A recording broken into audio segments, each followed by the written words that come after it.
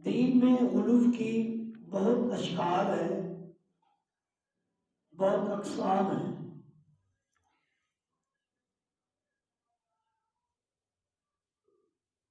ان میں ایک شکل اور ایک قسم دعوت اللہ میں غلو کرنا، اللہ کی طرف دعوت اور بلانے میں حد سے تجاوز کرنا، افراط اور تفرید کرنا۔ آسان معنی میں دعوت اللہ میں کمی بیشی کا شکار ہو جانا، مخلص اور خالص اللہ کی دعوت نہ دینا، توحید میں کمی کرنا، رسالت میں کمی کرنا، کیونکہ یہ دو پہلو ہیں دعوت اللہ کے۔ ایک اللہ کی توحید کی جتنی اقسام ہیں، توحید الوہیت، ربوبیت، اسماء و صفات، وحدانیت، ان تمام میں کمی یا بیشی کا شکار ہو جانا دین میں غلو ہے۔ اور اسی طرح اتباع محمد مصطفیٰ صلی اللہ علیہ وسلم میں بھی غلو کا شکار ہونا، یہ دعوت اللہ میں کمی بیشی کرنا ہے۔ حالانکہ اللہ رب کائنات نے قرآن مقدس میں اعلان فرمایا ہے، ادعو الی سبیل ربک بالحکمت والموعظۃ الحسنہ وجادلہم باللتی ہی احسن۔ ادعو الی سبیل ربک، اپنے رب کے راستے، توحید، اتباع، صراط مستقیم کی طرف بلاؤ، پکارو، دعوت دو، بالحکمت والموعظۃ الحسنہ، حکمت کے ساتھ، دانائی کے ساتھ، وزڈم کے ساتھ، شعور کے ساتھ، عقل کے ساتھ، فراست کے ساتھ، فہم کے ساتھ اللہ کی طرف بلاؤ۔ دانشوری، دانائی، عقل مندی دنیاوی معاملات میں نہیں، دعوت اللہ میں بھی یہ ساری چیزیں شامل ہیں۔ ادعو الی سبیل ربک بالحکمت والموعظۃ الحسنہ وجادلہم باللتی ہی احسن۔ اگر ان کے ساتھ کوئی بحث مباحثہ ہو جائے، بحث و تمیز ہو جائے، کوئی اوپر نیچے بات ہو جائے، تو تب بھی اچھے انداز میں، آسن انداز میں گفتگو کرنی۔ دعوت اللہ کا کام کوئی معمولی کام نہیں ہے، اور یہ صرف ڈیوٹی، رسپانسبلٹی مولوی، علماء، طلباء، قرآن کے حافظ، عالم کی نہیں، یہ ڈیوٹی ہر شخص کی ہے جس کے پاس قرآن کا علم ہو، محمد رسول اللہ صلی اللہ علیہ وسلم کی حدیث کا علم ہو۔ ہر ایک کی ذمہ داری ہے کہ اس ذمہ داری کو ادا کرے۔ امام الانبیاء نے خطبہ حجۃ الوداع کے موقع پر فرمایا تھا، فَلْيُبَلِّغِ الشَّاهِدُ الْغَائِبُ، ہر یہاں موجود شخص جو یہاں آیا ہوا ہے، حاضر ہے، اس کے لیے لازمی ہے، ضروری ہے کہ وہ میری بات، میری حدیث، میری سنت، میرا قول، میرا فعل، میرا عمل ہر اس شخص کی طرف پہنچا دے جو یہاں نہیں ہے۔ تبلیغ کرنا، ابلاغ کرنا، پہنچانا، پریچنگ، دعوت اللہ ہر ایک کی ذمہ داری ہے۔ جو اپنے آپ کو اس ذمہ داری سے پیچھے ہٹائے گا، وَكُنْتُمْ خَيْرَ أُمَّةٍ أُخْرِجَتْ لِلنَّاسِ تَأْمُرُونَ بِالْمَعْرُوفِ وَتَنْهَوْنَ عَنِ الْمُنكَرِ، اس کے زمرے سے نکل جائے گا۔ مجھے اور آپ کو معیار حاصل ہے، افضلیت حاصل ہے، اہمیت حاصل ہے، مقام حاصل ہے، مرتبہ حاصل ہے، تو صرف ایک وجہ ہے، کنتم خیر امت اخرجت للناس تأمرون بالمعروف وتنہون عن المنکر، تم ہی بہتر ہو، تم ہی اعلیٰ ہو، تم ہی افضل ہو، اس وجہ سے کہ تم اللہ کی طرف بلاتے ہو، دعوت اللہ کا کام کرتے ہو، اس وجہ سے اللہ نے تمہیں بہتر بنایا ہے۔ باوجود اس کے مقام بھی ملا، شان بھی ملی، عظمت بھی ملی، مرتبہ بھی ملا، رتبہ بھی ملا، لیکن اپنی ذمہ داری سے ہاتھ دھونے اور ہاتھ ہٹانے کی کوشش میں لگے ہیں کہ یہ صرف ذمہ داری مولوی صاحب کی، وہ کرے، اس کا کام جانے، جس کا کام اسی کو ساجے۔ ہم کیوں بیان کریں؟ ہمارے سامنے کوئی غلط کام کرے، سنت کی مخالفت کرے، اتباع سے ہٹ کر کسی اور کی پیروی کو اپنائے، اپنے بزرگ کی، پیر کی، ولی کی، کسی بھی شخص کی جس کے اس کے سینے میں محبت ہے، اس محبت کو لے کر اس کے طریقے کو فالو کرے۔ آپ نے روکا نہیں تو آپ نے اپنی ذمہ داری سے ہاتھ پیچھے ہٹایا ہے، چشم پوشی کی ہے۔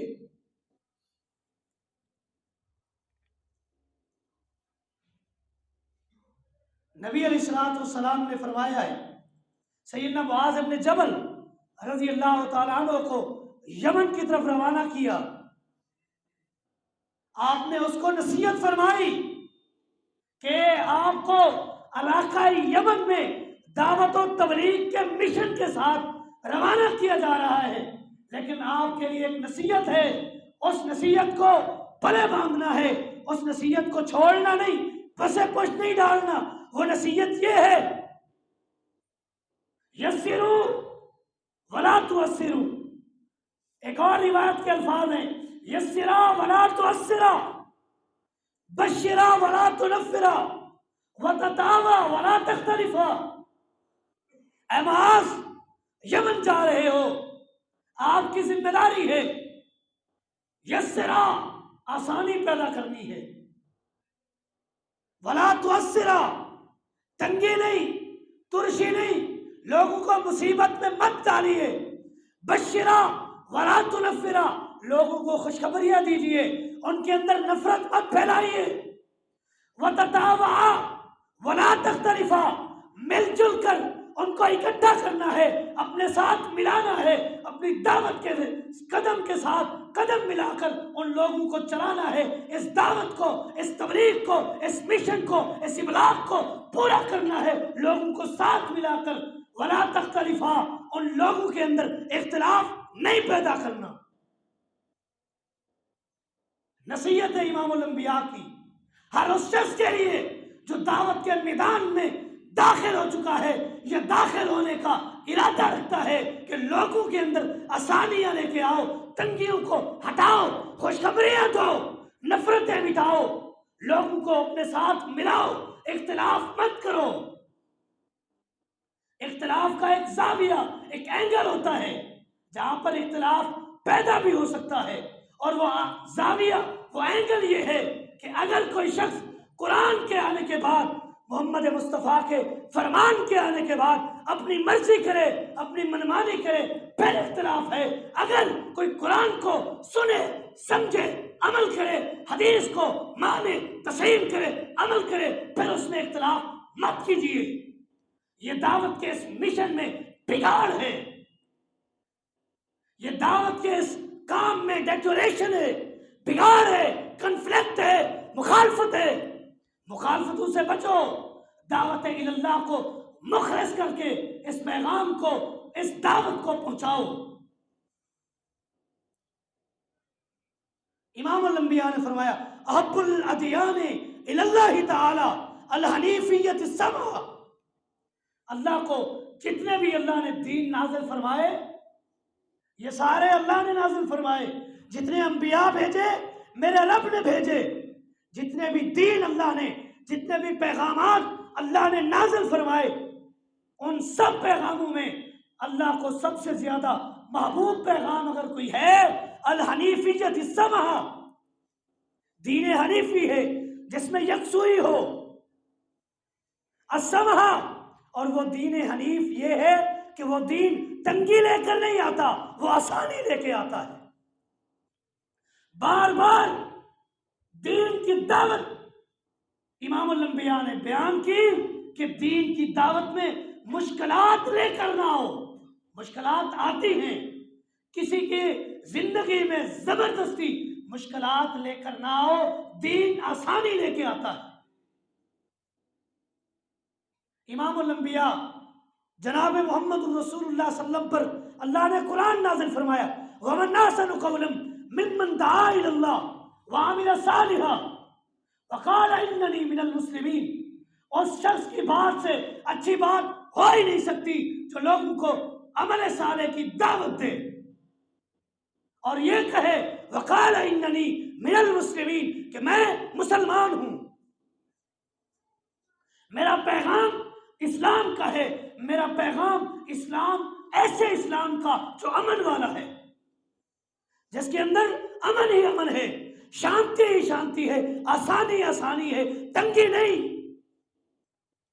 دین کے کسی ایک پہلو پر عمل کرو جو امام الانبیاء نے بیان کیا ہے، کعبے کے رب کی قسم ہے، آسانی ہی آسانی ہے، نوازشات ہی نوازشات ہے، انعامات ہی انعامات ہیں، اجر ہی اجر ہے۔ سنت کو فالو تو کرے، قرآن کو مانو تو صحیح، حدیث کو فالو تو کرو۔ امام الانبیاء نے فرمایا ایک وضو جو شخص میرے طریقے پر کرتا ہے اور 2 رکعت میری سنت کے مطابق ادا کرتا ہے، غفر لہ ما تقدم من ذنبہ، میں اس شخص کے زندگی کے صغیرہ گناہوں کو معاف کر دوں۔ اس دین کی دعوت دو، اور وہ دین خالص قرآن اور حدیث کا نام ہے، کسی تیسری چیز کا نام دین نہیں۔ میرے بزرگ نے کہا، میرے امام نے کہا، میرے فقیہ نے کہا، میرے مجتہد نے کہا، کہا ہے سو کہا ہے۔ امام الانبیاء نے کیا فرمایا؟ پہلا سوال یہ ہونا چاہیے، دعوت دین کے لیے پہلا منبع و محور قرآن مقدس ہے اور محمد الرسول اللہ صلی اللہ علیہ وسلم کے فرامین عالیہ ہے۔ ومن احسن قولا ممن دعا الی اللہ وعمل صالحا وقال اننی من المسلمین۔ اللہ رب کائنات قرآن مقدس میں ایک اور مقام پر فرماتے ہیں کتب اللہ لاغلبن انا ورسلی ان اللہ قوی عزیز۔ اللہ نے میرے اوپر غالب ہونے کو، میرے اس دین کے غلبے کو لکھ دیا ہے، یہ دین غالب آ کر رہے گا۔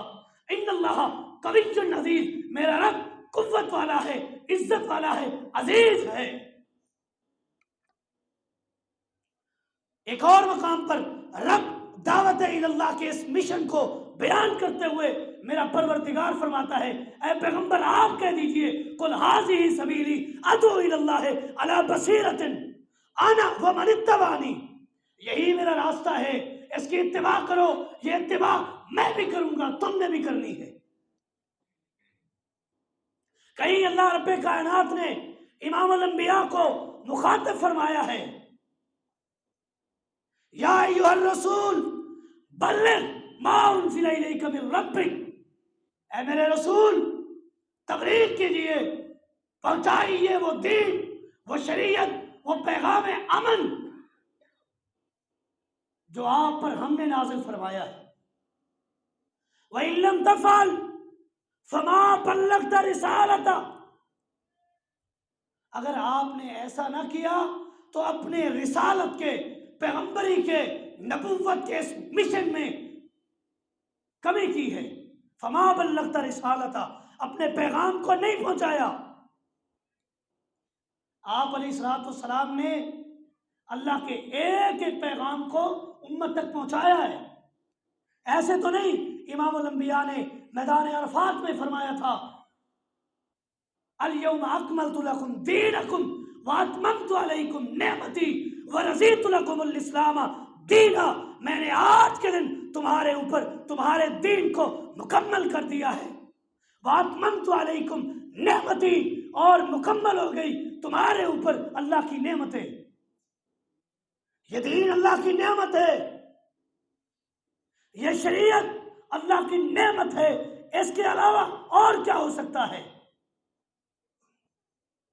بقیہ نعمتیں بھی ہیں، اللہ نے جسم دیا، سب سے بڑی نعمت، ناک، کان، آنکھ، بولنے کے لیے زبان، معافی ضمیر بیان کرنے کے لیے رب نے زبان دی، سوچنے کے لیے دماغ دیا، یہ سب میرے رب کی نعمتیں ہیں۔